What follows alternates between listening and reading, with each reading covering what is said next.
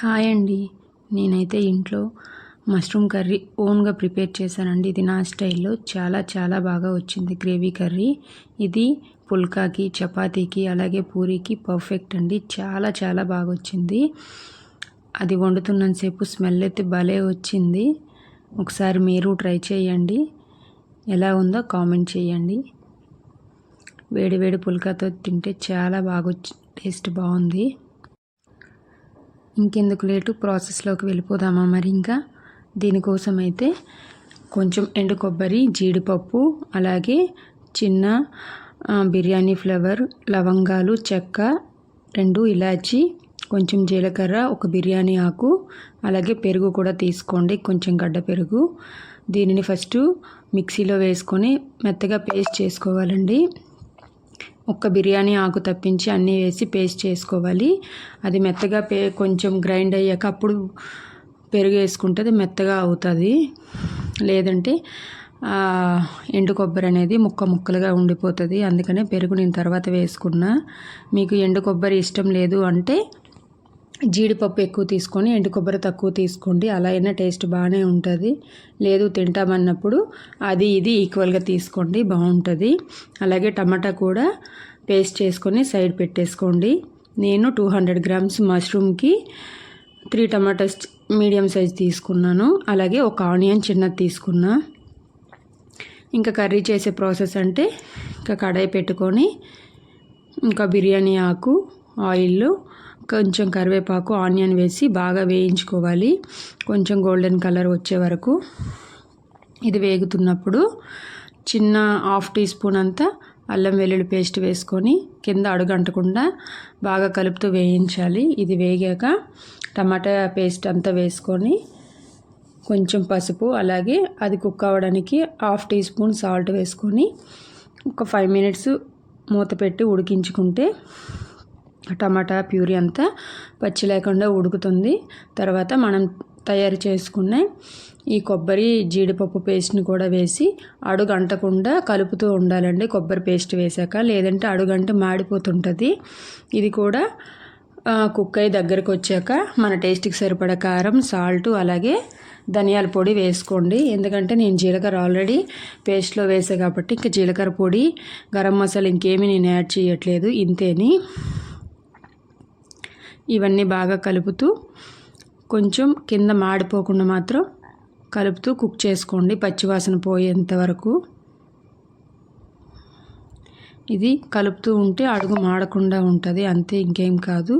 అడుగు మాడితే ఫ్లేవర్ అనేది టేస్ట్ పోతుంది. ఇది బాగా కుక్ అయినాక ఇంకా మనం వాష్ చేసుకున్న మష్రూమ్ని వేసుకోవడమేని. నేనైతే పెద్ద మష్రూమ్ని 3 పీసెస్ చేసా, చిన్న మష్రూమ్ని 2 పీసెస్ చేసా. ఇలా మొత్తం వేసాక ఇంక దీంట్లో వాటర్ వేయకుండా ఆ మష్రూమ్తో వచ్చే వాటర్తోనే దాన్ని కుక్ చేసుకుంటే సరిపోతుంది. ఎందుకంటే మష్రూమ్ కూడా వాటర్ కంటెంట్ కాబట్టి వాటర్ అనేది వస్తుంది. దీన్ని బాగా కలుపుకొని మనం మూత పెట్టుకుంటే ఇంకా మష్రూమ్ ఉడికేటప్పుడే వాటర్ వస్తుంది. ఇంకా సరిపోలేదు మీకు అంటే అది కుక్ అయినాక మీరు కొంచెం వాటర్ యాడ్ చేసుకోండి. ముందే అయితే వేయొద్దు. ఈ మసాలా అంతా దానికి పడుతుంది అన్నమాట. ముందే వేస్తే సరిగా పట్టదు. అందుకని ఇది ఉడికినాక అప్పుడు మీ గ్రేవీ సరిపోలేదు అంటే అప్పుడు వేసుకోండి. అంతవరకు అయితే వేయొద్దు. దీన్ని బాగా కలిపి 5 మినిట్స్ మూత పెడితే దాంట్లో వాటర్ అంతా బయటకు వచ్చి మసాలా దానికి బాగా పట్టి అది బాగా కుక్ అవుతుంది. దీనిని మాత్రం మీడియం ఫ్లేమ్లో పెట్టి మాత్రమే కుక్ చేసుకోండి. సిమ్లో పెడితే ఉడకదు, హైలో పెడితే మాడిపోతుంది. మీడియంలో పెట్టి కుక్ చేసుకోండి. మధ్యలో మాత్రం చెక్ చేయడం మర్చిపోకండి, ఎందుకంటే మాడే అవకాశం కూడా ఉంటుంది కాబట్టి.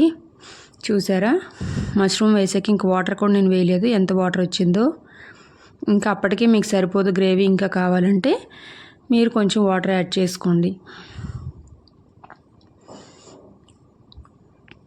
కలర్కి ఏమో కానీ టేస్ట్ అయితే చాలా చాలా బాగా వచ్చింది. మా పిల్లలైతే భలే తిన్నారు. కర్రీ అంతా ఫినిష్ అయిపోయింది. నేను కూడా మా బాబుకి ఇంకా గ్రేవీ సరిపోదని కొంచెం వాటర్ యాడ్ చేసా. ఒకసారి ట్రై చేయండి, ఎలా ఉందో కామెంట్ చేయండి. Please subscribe my YouTube channel, follow చేయండి, లైక్ ఇవ్వండి, షేర్ చేయండి. ఇలా మూత తీసేటప్పటికి ఆయిల్ అంతా పైకి తేలింది చూసారా, మష్రూమ్ అన్నమాట. ఉడికినట్టేని ఇంకో 5 మినిట్స్ మూత తీసి ఉడికించుకుంటే దాంట్లో ఉండే వాటర్ కొంచెం ఇంకి కూర దగ్గర పడుతుంది. పర్ఫెక్ట్ అండి. వేడివేడిగా తింటే చాలా చాలా బాగుంది. ఇది 200 గ్రామ్ మష్రూమ్కి నేను చెప్పిన క్వాంటిటీ కొలత అండి. దీన్ని బట్టి మీకు ఎంత కావాలంటే అంత చేసుకోవచ్చు, ఇదే కొలత ప్రకారం. లాస్ట్లో కొంచెం కొత్తిమీర వేసుకోండి. కొంచెం కొత్తిమీర నేను వేసాను, మా పిల్లలు తినరని. ఈ కొంచెం కొత్తిమీర వేసి అది ఇంకా 2 మినిట్స్ ఉడికించుకుంటే పర్ఫెక్ట్గా కుక్ అయినట్టే. ఇంకా ఆయిల్ పైకి తేలుతుంది అంటే ఇంకా కర్రీ అయిపోయినట్టేనండి. ఇంకా స్టవ్ ఆఫ్ చేసుకొని మీరు సర్వ్ చేసుకోవడమే. వేడి వేడి చపాతీ కానీ పుల్కా పూరితో తినండి. రైస్తో కంటే రోటీ ఐటమ్స్తో బాగుంటుంది. ఒకసారి ట్రై చేయండి. Thank you for watching. Bye.